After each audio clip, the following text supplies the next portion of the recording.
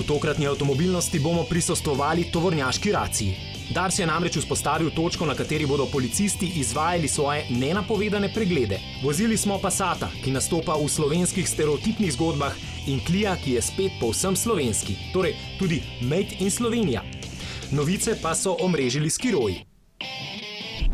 Pozdravljeni avtomobilnosti. V preteklem letu se je politika, še posebej v času evropskih volitev, ukvarjala predvsem z migracijami iz juga proti severu. Zdaj bomo vsi deležniki drugačne zgodbe in bomo del migracijskega toka iz severa proti jugu. Mi v avtomobilnosti smo se pa preko celega leta ukvarjali predvsem z dnevnim migracijskim tokom, se pravi s tistim od doma v službo in nazaj.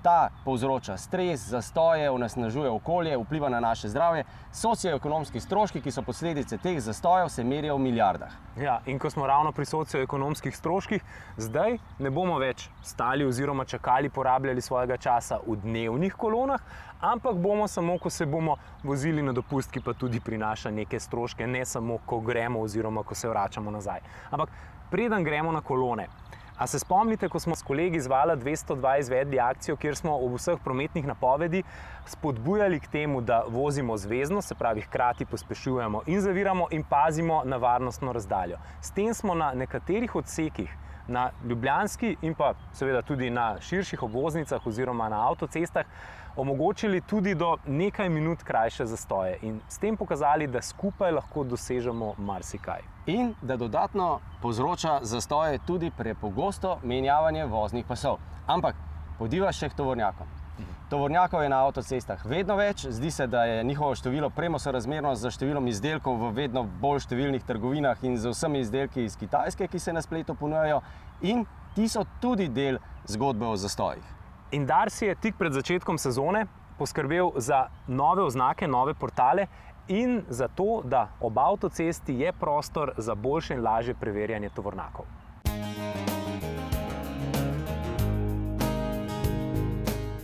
Dobili smo torej nova avtocestna postajališča.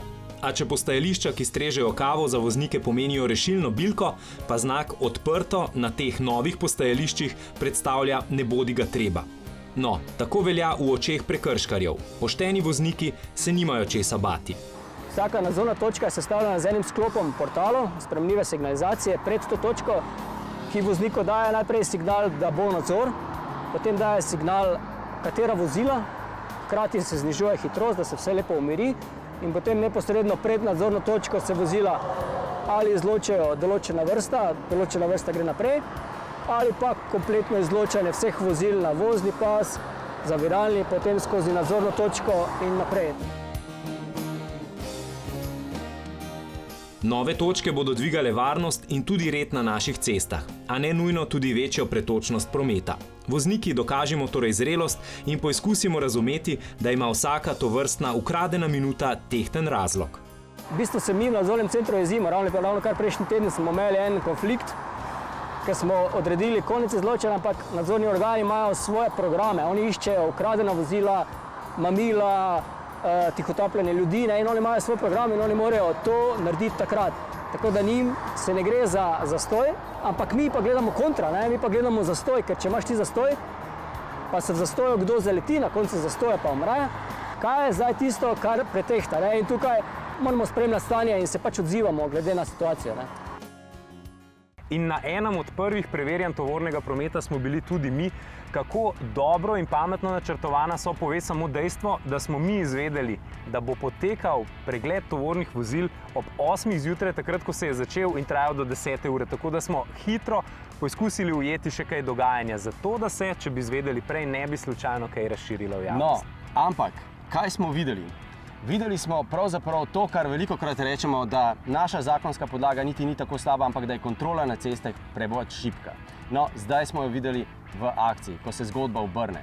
Videli smo policiste, specialiste za prav nadzor na avtocesti, kako izvajajo pregled. In v tem kratkem, 2-urnem času so policisti, specialisti odkrili veliko kršitev. Ja, recimo, če greva najprej na tisto, ki ni neposredno povezana z varnostjo na avtocestah. Voznik tovornjaka je imel vgrajeno napravo, ki je pretentala motor, da mu ni bilo treba dolivati oziroma dodajati dodatka AdBlue. To ni fino za okolje. Ne, sploh ne. Privarčuje nekaj pri gorivu, za okolje pa pomeni veliko dodatno obremenitev. Ampak greva k bolj nevarnim, izrazito nevarnim. Dobili so tudi voznika cisterne, ki je prevažal nevarne snovi, ki je imel pneumatiko tako iztrošeno, da je že cvetela. Lahko samo pomislimo na to, kaj bi se lahko zgodilo ob recimo kakšnem nenadnem močnem zaviranju. No, ampak tukaj, ko policisti napišejo kazen, se stvar ne konča. Dejansko so temu vozniku tovornjaka napisali kazen in poklicali serviserja, da je prišel in mu zamenjal pneumatiko. To je stvar, ki se reši točno na tistem mestu, ne naredite oziroma popravite, ko boste prišli domov. In še takšne akcije so nažalost kratkotrajne, zato ker v današnjih časih se zelo hitro razve, kje so kontrole. Tako kot se bo hitro zagotovo razvedelo tudi to, da so tudi vsi ostali, ki so jih ujeli, morali plačati kazni. Recimo, tudi ujeli so tovornjak, ki je imel bistveno predolgo prikolico. Na enem od zajetih tovornjakov je nastalo za 10 000 evrov škode na podjetju in voznik mislim, da bo moral plačati osebno 600 evrov. To so pa že zneski, ki se čutijo. No in to, ko se razve, zmanjša, vsaj tako je rekel policist, ki smo ga vprašali, zmanjša verjetnost, da se bodo takšni tovornjaki, ki so narobe naloženi, ki recimo ne dodajajo AdBlue, ki kršijo pravila, vsaj kar se varnosti in prometu tiče, zapeljali na naše ceste. Ampak zakaj je bilo treba čakati tako dolgo? Spomnimo se, kako dolgo je že od takrat, ko cestninske postaje niso več v svoji prvotni funkciji in bi lahko dobile to novo funkcijo, ki jo zdaj odlično opravljajo.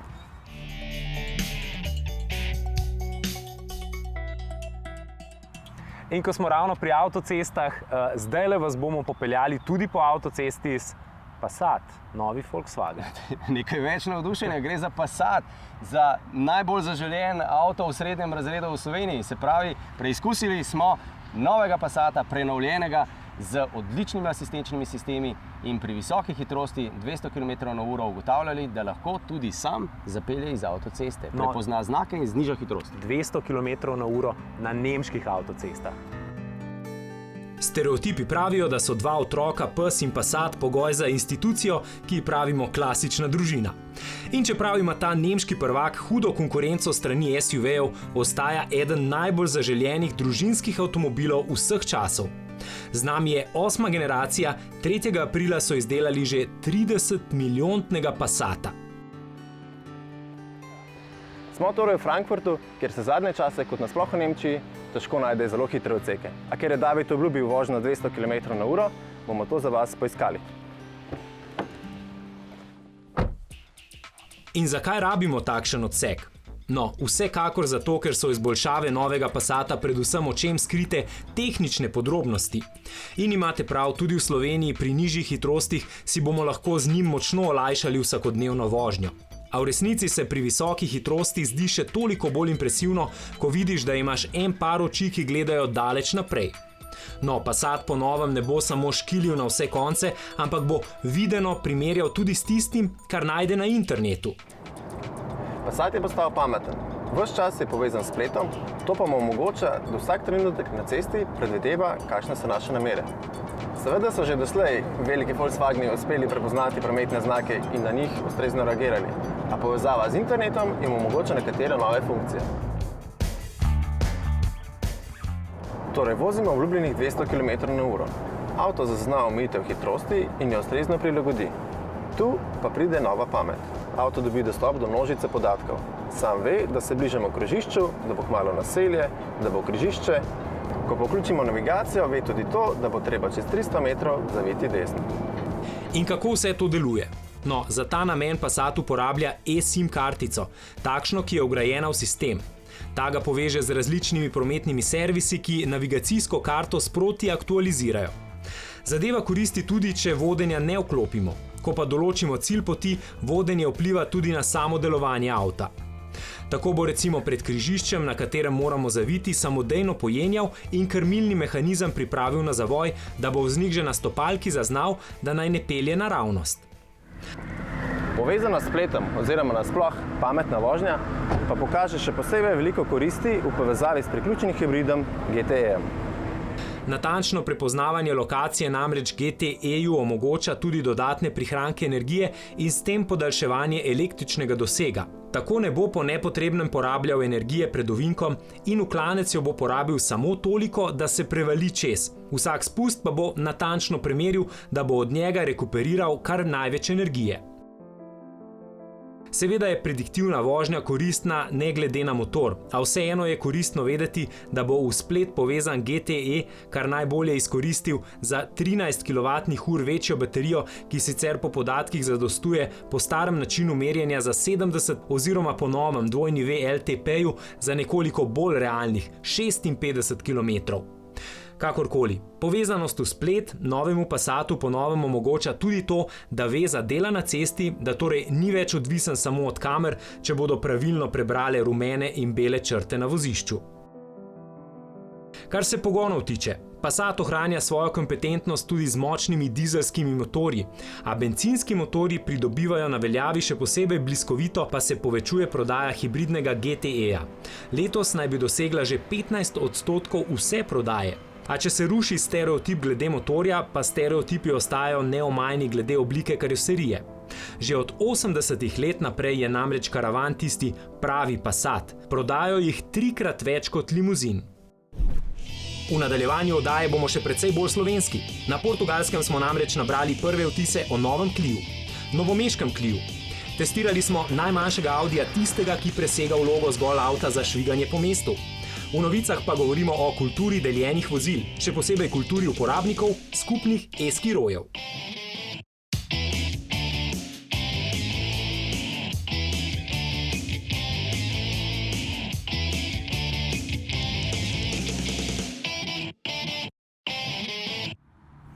Če smo v prvem delu oddaje peljali enega najbolj zaželjenih slovenskih avtomobilov, pa zdaj peljemo že kar najbolj slovenski avto. Vsaj tako lahko rečemo, potem, ko je imel nekoč celo oznako I Feel Slovenija. Super dolenjski Clio, bil je evropski avto leta, bil je pravzaprav nosilec velikih sprememb na področju varnosti in zdaj v zadnji generaciji spet nastaja pri nas v Sloveniji. V malem portugalskem mestu Évora nabiram prve vtise s avtomobilom, ki je izreden. No, na robu sem rekel, Clio je namreč tako zelo običajen avtomobil, da je izreden prav s to svojo običajnostjo. In kaj je tako izrednega? Je prodajne številke, seveda. Zgodba Clio se je začela leta 1990. Največja prelomnica za slovenski trg pa je leto 1995, ko je Clio prvič postal najbolj prodajani avto v Sloveniji in od takrat naprej vsa leta ta naslov tudi zadržal. Pa ne samo v Sloveniji, tudi v Franciji, Turčiji in še kje je številka 1 nasploh. Drži, da je Clio najbolje prodajani francoski avto vseh časov. V minulih 30 letih so jih prodali že krepko čez 15 milijonov. Za dosedanji uspeh v Sloveniji je bil seveda kriv tudi patriotizem. Kaj pa je novost številka 1 nove generacije? Zagotovo to, da bo s ponosom nosil oznako Made in Slovenija. Clio ni samo tisti, ki bo slovenske družine premikal naokoli, ampak bo številnim slovenskim družinam dejansko zagotavljal tudi varno službo. It came as the replacement for the Renault 5, and at that time it changed the way the small cars could be perceived. We wanted to make it more versatile, to be able to drive longer. And then came the Clio 2 in 1998, and we brought a unique package that is more roomy for a very small car. Zgodovina tega modela pa nam pokaže še eno značilnost, ki se je kazala skozi vse generacije. Namreč prav vsak Clio je uvedel neko tehnično noviteto, je demokratiziral tehnično opremo. Če gledamo recimo Katarco, Petko in Cliota, so vsi pomenili neko ikonično spremembo na trgu. Clio je tisti avto, ki nas je začel navduševati s stvarmi, kot so recimo centralno zaklepanje, klimatska naprava. Clio je bil tudi prvi, ki je demokratiziral v tem segmentu sisteme, kot je recimo ABS. And then with the Clio 3, we got for the first time in a small cars 5-star at Euro NCAP. And also more equipment like the hands-free card. Katero opremo pa demokratizira novi Clio? Žarometi drugačnih kot pa povsem LED žarometov sploh ne boste mogli dobiti. LED žarometi pa niso edina tehnična noviteta, ki jo uvaja novi Clio. Za vožnjo v jutranjih konicah, v zastojih vam ponuja prav posebnega kompanjona. A highway and traffic jam companion, as we call it, will need to be coupled with the TCU 130 with the EDC gearbox. In fact, the combination of an adaptive cruise control with a stop and go function. That means that in the traffic jams, the car can slow down following the traffic down to zero and restart automatically.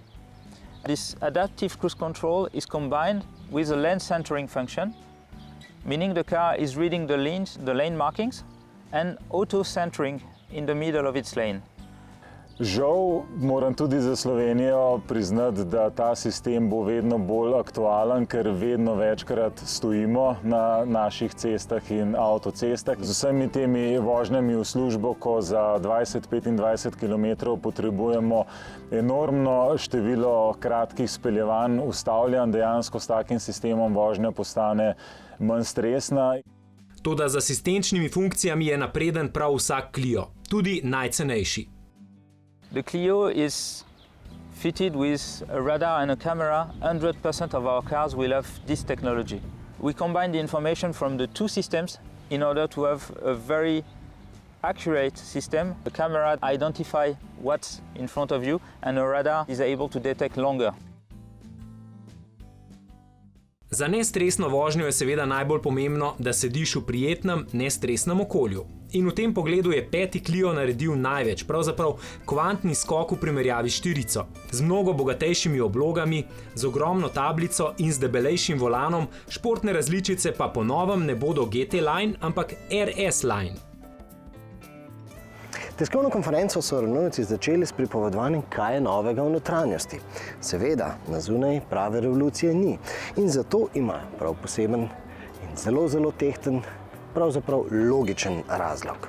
The Clio 4 really changed the way the customer bought the Clio. Before it was quite rational, but with the Clio 4 we made it very emotional. Each year has been growing in sales. So even after 6 years in its life cycle, it is still fresh and attractive in terms of design. And the customer continue to tell us that the design is the reason why they purchased the car.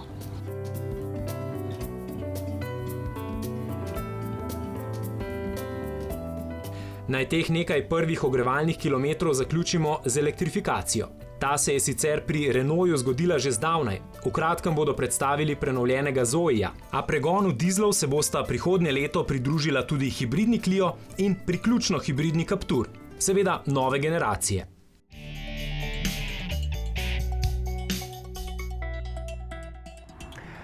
Naj tokratne MMC novice začnemo z e-skiroji, zelo popularno prevozno sredstvo, tudi v kombinaciji s sharing sistemom oziroma souporabo. Ti e-skiroji so sicer super, hitri, tihi, kar je lahko tudi nevarno, prinašajo pa tudi razne nevšečnosti. No, so šele znanilci sprememb. V mestnih jedrih lahko v kratkem pričakujemo še veliko več različnih e-prevoznih sredstev. In kot smo v avtomobilnosti že povedali, prihajalo bo tudi do trka različnih hitrosti. Ampak tokrat v MMC-ju drugačno problematiko vzpostavljamo. Govorimo o tem, da ko povezamo nova prevozna sredstva z novim načinom lastništva, se pravi, da te stvari samo uporabljamo in nismo njihovi lastniki, z njimi ravnamo bistveno drugače, kot če smo njihovi lastniki. In jih pustimo kjerkoli že, kar onesnažuje mesta in kvari podobo. No, recimo ravno včeraj sem gledal na Dunaju, kako sta dva mladca parkirala minija v pol premajhen prostor, malo butneš spredaj, malo butneš zadaj. Seveda je bil v car sharing sistemu. In podobno je s skiroji. Ko si šel po Parizu, preden je bil vzpostavljen nov zakon, so ti skiroji, predvsem v popoldanskem času, ko so bili izpraznjeni, ležali povsod in se je pešec moral kar malo po poligonu sprehajati po pločniku. Zdaj je prišel nov zakon v veliko večjih mestih, ki onemogoča oziroma prepoveduje parkiranje v parkih, parkiranje na pločnikih in boste lahko ta skiro pustili le na določenih mestih oziroma na parkiriščih. No, in pokažem vam slike velikih odlagališč na Kitajskem, kjer parkirajo kolesa že kar v več nadstropjih, odložijo in pustijo in grejo. Še bolj zanimiv pa je trend v Ameriki, kjer na letališčih avto kar pustijo s ključem noter in tečejo na letališko stavbo in pozabijo na to, da bi ga morali vrniti tja, kjer je dogovorjeno. Ker za probleme skrbi nekdo drug. No, ampak ko si ravno pri Ameriki, zelo zanimiva je zgodba nekoga, ki je parkiral avto, ki je bil v souporabi kar nekomu na dvorišču. In ker je ta poklical seveda firmo, rekel, dajte ga odpeljati in v določenem roku ta firma ni prišla po avto, ga je ta zagradil z ograjo in, pazi to, pameten človek, firmi zaračunal parkirnino. No, to je startup ideja, po mojem. Super podjetnik.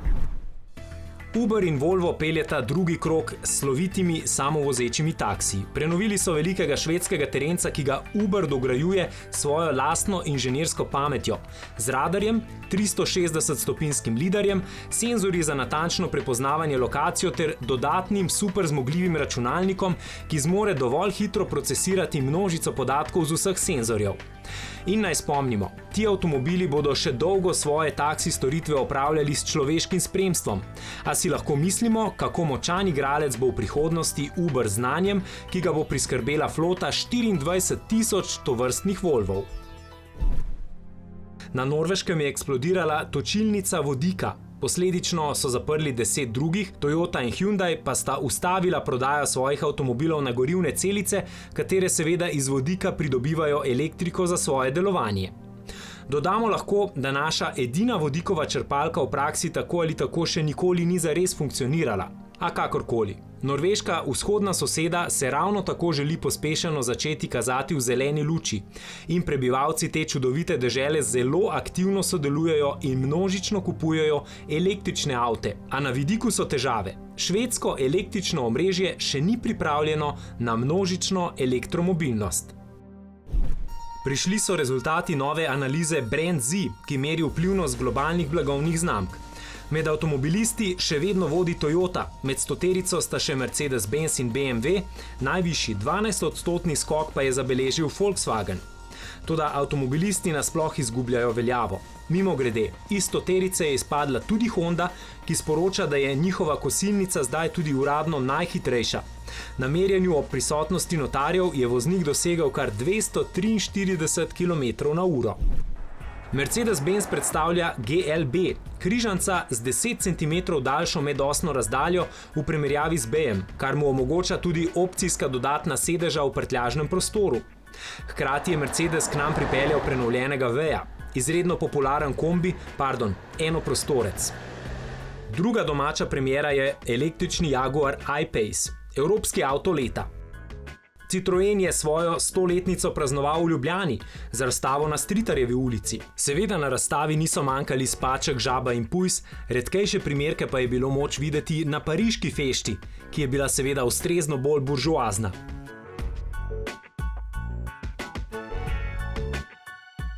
In na domače ceste je zapeljala tudi Toyota Camry, tista legendarna poslovna limuzina, ki bo igrala tudi pomembno vlogo pri novem Toyotinem poslovnem carsharingu.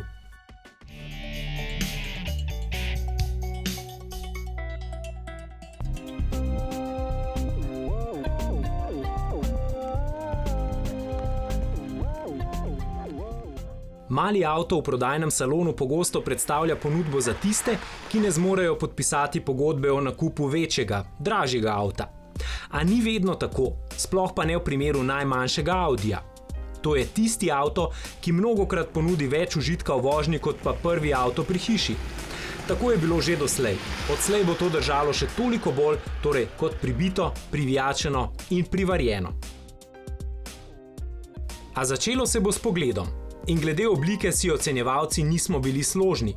Bilo je nekaj navdušenja in nekaj kritik, a pod črto drži, da nastopaško-tehnicističen audijevski dizajn več šteje pri bolj bahavih avtih. Pri takšnih malčkih pa je bolj pomembno, koliko so všeč nam in ne koliko drugim. Hkrati je tudi bolj pomembno, kako dobro sedimo, kako intuitivno je vse skupaj oziroma kako prijetno se počutimo za volanom. Saj ne, da prostor ne bi bil pomemben, a takšnega Audija v salonu pač ne greš premeriti z metrom v rokah.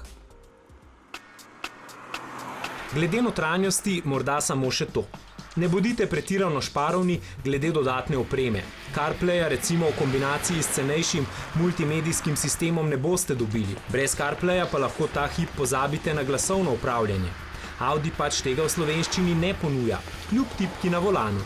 A kakorkoli, lahko ga še tako dolgo ocenjujete v prodajnem salonu, bistva malega Audija ne boste doumeli, dokler ga ne zapeljete. Oziroma, dokler ga ne zapeljete hitro in po ovinkih. Prvi wow je povezan z besedo lahkoten, izredno lahkoten. Drugi pravi, da je Audi A1 izredno natančen v ovinku. Tretjič, A1 je stabilen, predvsem pa ga voznik ves čas lahko zelo čuti. In tak karakter nam Audi ponuja tudi v nečem, kar v sebi nosi majhen litrski trivaljni mlinček. In ja, saj vemo, da slabo pojemo na čemu, kar je bilo v resnici narejeno za preprosto vožnjo po mestnih opravkih. A verjemite, mali A1 ponuja precej več.